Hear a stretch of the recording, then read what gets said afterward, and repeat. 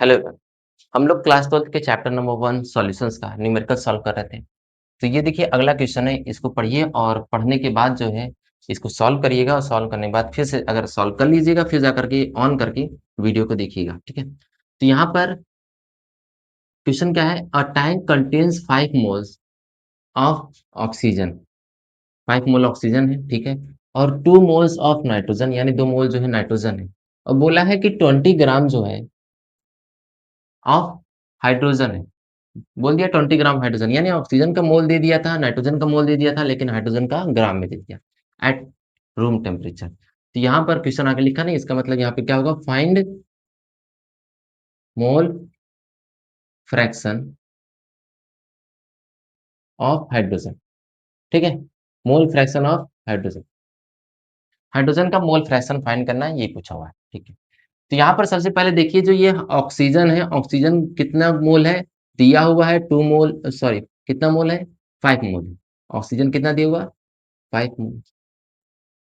अगर वहीं पे मैं नाइट्रोजन की बात करता हूँ, यानी N2 की बात करूँगा, तो वो कितना दिया हुआ है? 2 मोल से दिया हुआ है, ठीक है?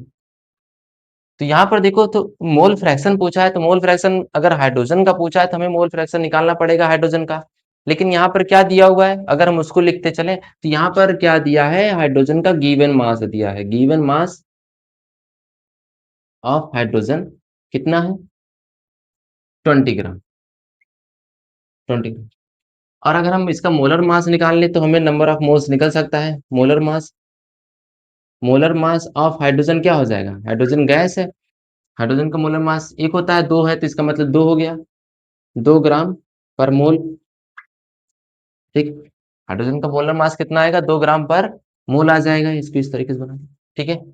अगर हम नंबर ऑफ मोल्स निकालेंगे तो n इज इक्वल टू क्या होता है? W अपॉन में m। n is equal to W upon में m। W क्या है? गिवन मास, और m क्या है? Molar mass. तो W कितना दिया हुआ है? 20 दिया हुआ है, अपॉन में मोलर मास कितना है हाइड्रोजन का? 2 है। इसको इससे डिवाइड कर देंगे, कितना हो गया? 10 मोल्स हो गए। कितने मोल्स हो गए? 10 मोल्स। यानी मोल्स ऑफ हाइड्रोजन कितना प्रेजेंट है? 10 मोल्स प्रेजेंट है। तो अब हम यहाँ से क्या कर सकते हैं? मोल फ्रैक्शन ऑफ हाइड्रोजन निकाल सकते हैं, क्योंकि मोल फ्रैक्शन का फॉर्मूला क्या होता है? मोल फ्रैक्शन का फॉर्मूला क्या हो जाएगा?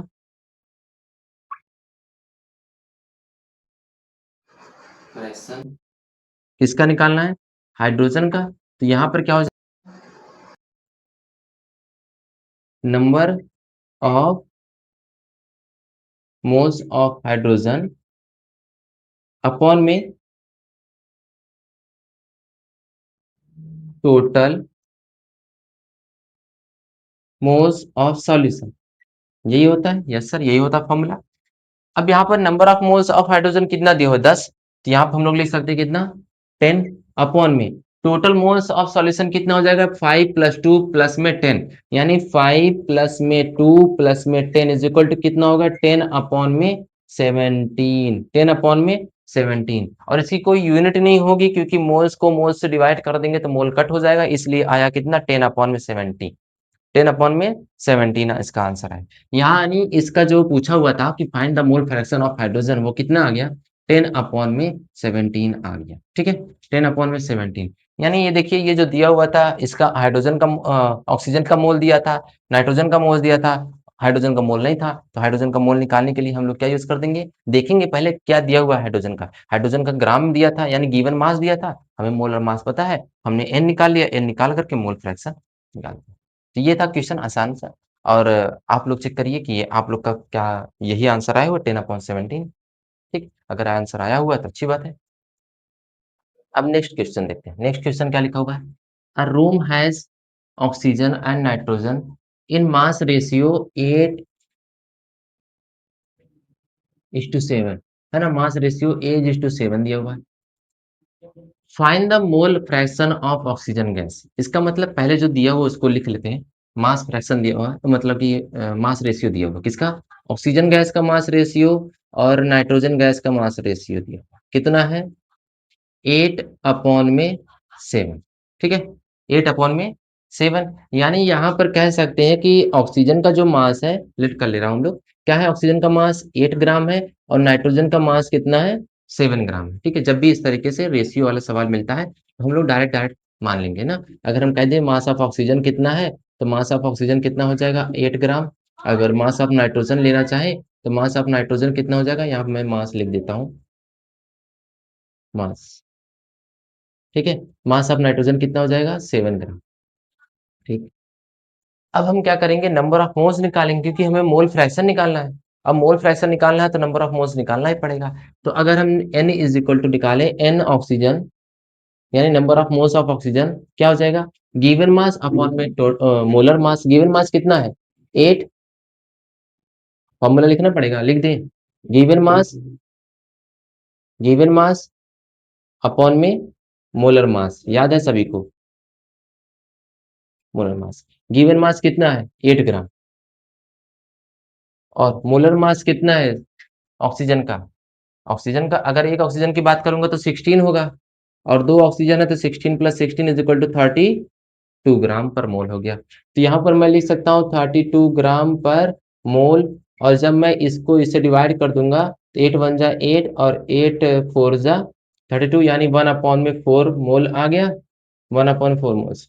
और इसको अगर हम सही से डिवाइड कर देंगे तो यहाँ पर डिवाइड करने पर कितना आया, 4 से अगर हम 1 को डिवाइड कर दें तो यहाँ पर डेसिमल लगाऊंगे, 0 4 2 जा 8 हो गया, फिर 2 बचा, फिर जाकर के डेसिमल लगा हुआ 0 लगा दे, 2 5 जा 10, यानी 0.25, है ना, 0.25 आ जाएगा, 0.25 मोल आ चुका है।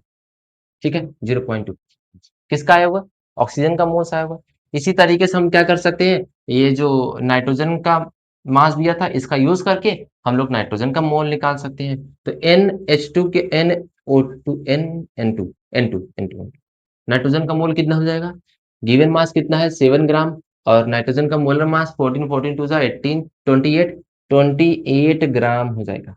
ठीक, इसको अगर मैं डिवाइड करूं 1 से और इसको डिवाइड कर दूं 7 से, डिवाइड किया 1 टाइम में और 7 से डिवाइड कर दिया 7 चौक 28, 4 बार में, तो 1/4 आया, और 1/4 इज इक्वल टू वही हो जाएगा, यानी 0.25 मोल्स हो जाएंगे। ठीक है, 0.25 मोल्स हो गया। अब हमें मोल फ्रैक्शन किसका निकालना है, ऑक्सीजन का। तो मोल फ्रैक्शन ऑफ ऑक्सीजन क्या हो जाएगा, mole fraction of oxygen, mole fraction of oxygen कितना होगा, mole fraction of oxygen is equal to क्या हो जाएगा, मोल्स ऑफ ऑक्सीजन अपॉन में टोटल मोल्स ऑफ सॉल्यूशन।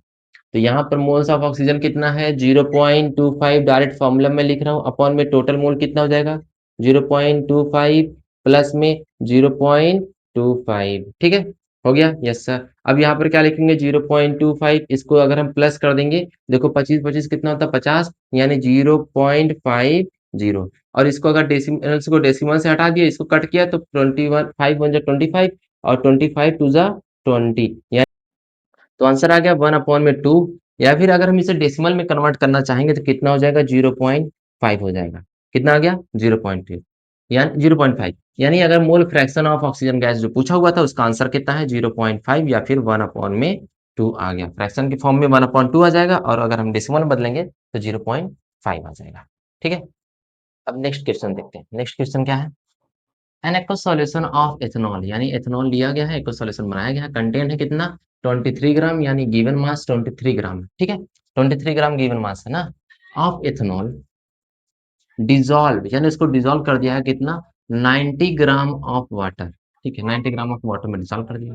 क्या फाइंड करना है, मोल फ्रैक्शन यहाँ पर भी फाइंड करना। ठीक है, किसका फाइंड करना, of ethanol in the solution. ठीक है, ये तो पता है भाई, अगर हम मोल फ्रैक्शन निकाल रहे हैं तो सॉल्यूशन का ही निकालेंगे। ठीक है, सॉल्यूशन में ही निकालेंगे, किसका निकालना होता है वो बता देना, एथेनॉल का निकालना है।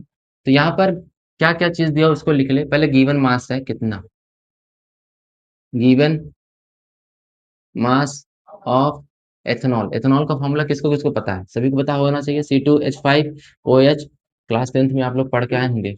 और यहाँ पर C2H5OH हो गया, एथेनॉल है, और यहाँ पर इसका गिवन मास कितना है 23 ग्राम। ठीक, हम इसका मोलर मास भी निकाल सकते हैं,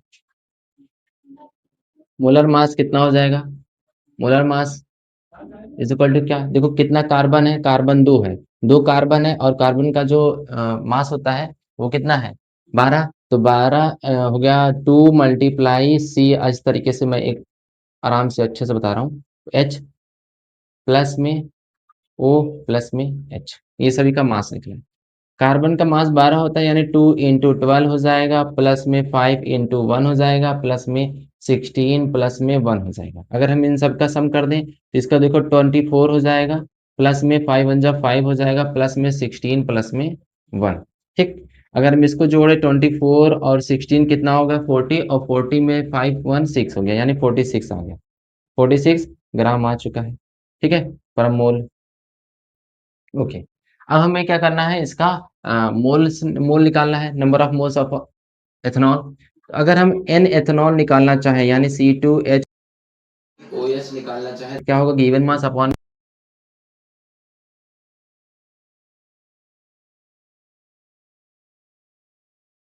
में मोलर मास कितना 46, इससे इसको डिवाइड कर देंगे, कितना आ गया 1/2 मोल्स। 1/2 मोल्स हो गए। अगर डेसिमल में कन्वर्ट करना चाहे तो 0.5 मोल हो जाएगा, है ना, 0.5 मोल्स हो गया। ठीक है, इसी तरीके से हम लोग किसका निकालेंगे, इसी तरीके से हम लोग निकालेंगे, दूसरा क्या चीज है, वाटर। वाटर का निकालना पड़ेगा। ठीक है, तो वाटर का निकालने के तो यहाँ पर W ऑफ वाटर कितना दिया हुआ है, यानी गिवन मास ऑफ वाटर दिया हुआ 90 ग्राम। ठीक, और जो है हमें मोलर मास पता है, M वाटर कितना हो जाएगा, M वाटर कितना हो जाएगा, देखो हाइड्रोजन 2 ठो है, ऑक्सीजन 1 है, ऑक्सीजन का मास 16, हाइड्रोजन का मास 1, और 2 1 जा 2, 16 प्लस 2, 16 प्लस 2 कितना हो गया, इज इक्वल टू हो गया 18। ठीक है, 18 आया, और 18 आ गया है, ग्राम पर मोल होता है। और इसको जब हम लोग डिवाइड कर देंगे, यानी नंबर ऑफ मोल्स निकालना चाहें H2O, कितना हो जाएगा, गिवन मास यानी 90 अपॉन में 18, इससे इसको डिवाइड कर देंगे तो 18 पचे 90, 18 पचे 90 हो गए, यानी 5 मोल आ चुका, 5 मोल्स। ठीक है, कितना मोल्स आ चुका है, 5 मोल्स आ चुका है। यहाँ से कितना मोल मिल चुका है, 0.5 मोल। हमें क्या चाहिए, हमें ये निकालना है, इसका यूज करके मोल फ्रैक्शन निकालना है। ठीक है, तो मोल फ्रैक्शन का फॉर्मूला क्या हो जाएगा, mole fraction of C2H5OH is equal to क्या हो जाएगा, इज इक्वल टू हो जाएगा number of moles of ethanol upon में total moles of solution. 0.5 upon में टोटल कितना है, टोटल कितना है, ये देखो 5 मोल आया हुआ है, और इसको भी सम कर देंगे, यानी 5 प्लस में 0.5 मोल इज इक्वल टू कर देंगे तो 0.5 अपॉन में 5.5, डेसिमल से डेसिमल खत्म, और इसको कट करना चाहे तो 5 1 जा 5, और 5 11 जा 55, यानी आंसर आ चुका है हमारा 1/11।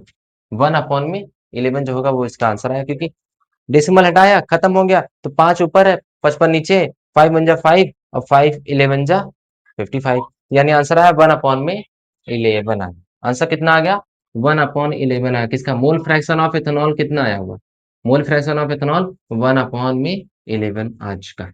ठीक है, तो ये था अच्छा सा क्वेश्चन, यानी मोल फ्रैक्शन पे हम लोगों ने कुछ क्वेश्चंस लगा चुके हैं। इसी तरीके से आप भी ट्राई करिएगा और भी क्वेश्चंस, और हम भी जो है अलग अलग क्वेश्चन, नए नए तरीके के क्वेश्चंस को लाते रहेंगे। ठीक।